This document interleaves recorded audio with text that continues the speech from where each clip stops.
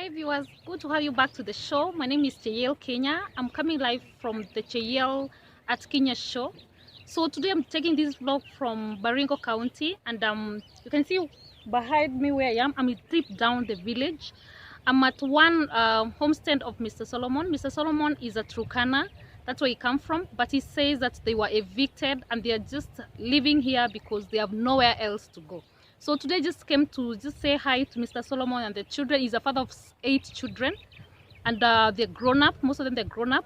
The young ones are 2, and they're just in the homestead. But we have one lady who is impaired. She cannot hear, she cannot talk. But we're just here just to support the family and enjoy the African culture. I'll be taking you through the homestead tour just to see the environment. There's a river down here. There's neighborhood just here, and you can see the type of the housing here that just traditionally done, and they look so amazing. I'll be showing you around. Keep watching. So from this side you can see this is the main house. This is it's a 2-bedroom house, which one room is used as a sitting area and a kitchen or a fireplace, if I may say. The other room is for the parents where they sleep. And Mr. Solomon was telling me that they decided to use this house at the parents because they felt this house was almost falling off. And since the children were sleeping here before, so they didn't want the house to fall when the children are in. He sacrificed, you see, as a parent, of course. And he decided with a wife, they're going to spend here, and then the other house that was built through the well-wishers, they're going to sleep in the Mabati house. So this is a toilet where you can see the stone. Where you can see the blanket is bathroom or the shower room. This is where we shower after the day activity is done. From the far end you can see one house. That small house is for a neighbor. This is one lady. She's almost 100 years old. She lives alone. So the other house again is another old lady. I was not able to communicate to the lady because she speaks in Turkana only. I couldn't understand the language, but I was wondering what she eats on a day-to-day. And then I was told she just sleeps there, waits for the friends to come. If no one is coming, she's going just to spend the time in an empty stomach. So you can see from the far end the river. This is where we fetched water to come prepare food for the family. It was around lunchtime, so we had to cook for the family. So that water, sometimes I was told it's usually contaminated because people are cooking, washing the clothes from there. Others are grazing the cattle around, so sometimes when the cattle they need to take water, that's where the same river serves them. So I want to show you some fence here. So you can see this part of the house is almost falling off, and I was told by Mr. Solomon that they were really looking forward to get a well-wisher who could help them just build a better house, but up to now they've not gotten anyone. And he decided to sell this size. So this, you can see it's cut off. So they were selling this to get money, to raise money to feed the family, of course, to pay school fees for these children. Remember, he's a father of 8 with only one lady who is married off. So the other 7, they're just around. They have 3 children in high school boarding. That means a lot of money. Sometimes they get the bursaries, sometimes they don't get the bursaries. So he has to look for the small amount of money here and there. You can see that river. By the way, this place is so steep.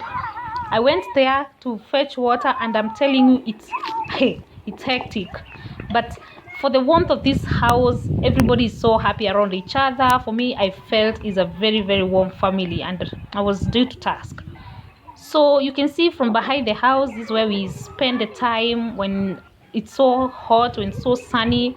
We just sit around here just for around the shade, just to take the breathe in good air. You can.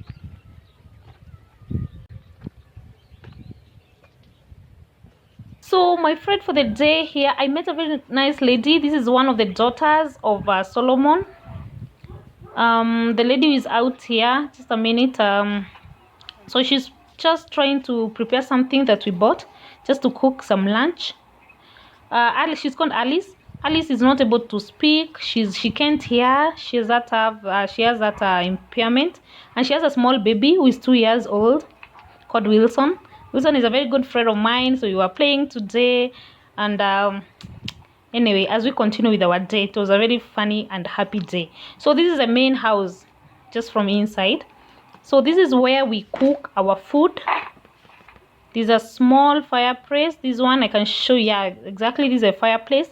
So we were just preparing some tea for us, of course, and again we had a guest. The guest who I came in with.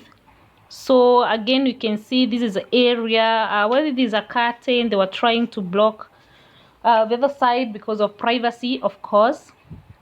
And then you can see the condition of the house. Sometimes when it's raining, he says that sometimes the water flows in. So it's just a situation. And again, from this other side, that's the bedroom. That's where the parents sleep. I couldn't film that. I couldn't even access there because of privacy of the family. But the beauty of these people, they are so content and so much peace here. What I mean by peace is that the parents are together, they love each other, they love their children, and the house seems so warm. So this main house, this other house, the Mabati house, is where the children spend their night, their day. That's their main house, basically, if I may say that. Then I want to show you from this other side. So this is my friend Alice. We could not talk so much because I'm not so good at sign language, although I learned a lot today. You can see there's a small gate here. This is where we access from the market, from outside the compound to here. So we just look at it done again, nothing much. So what I didn't like, it's this, you can see some goats here. So these are the goats of the neighborhood. They just access the compound because again there's no gate. But he was telling me before they cut down the sides, so the place was a bit bushy, so nothing much could access. But for now, they just go out and they find there's some cows inside, there's some goats inside. What do? You know, we are neighbors, so there's nothing much they could do. Anyway, because it's not a very huge it's not a huge place, so I don't know whether there is any area that we've not covered, but basically that's how the area is. And for me, being in the village and embracing the African culture, I didn't mind spending my time with this family, and they're so warm, they're so welcoming. So we were to spend here, but I was called to my house because of 1 or 2 issues, so I left. I showered here. This is where I took the shower. You can see the bathroom. I took the shower from here. I dressed up. Then I left. So just to come back the next day. You can see there the bathroom looks. It's so traditional, but I liked it because it's very clean. By the way, the blankets are so well cleaned. For the first time I was a bit skeptical, but the place is so clean. And they're able to take care of themselves, of course. So from there, this is where they hang their clothes. That's the house of the neighbors, the 2 neighbors, the elderly women. You can see the iron sheets are so done, they're so rusted. They just need some people to support, and of course they built a better structure. Down there, this is where we take the water for cooking, bathing, and everything, by the way. So basically that is it. And thanks for keeping us to our toes to show you about Africa. Any person who will want to assist, I'll be leaving my number here. You can speak to the family directly, and just to support them with food, clothes, and anything that you can offer. Up to next time, catch up to the next video.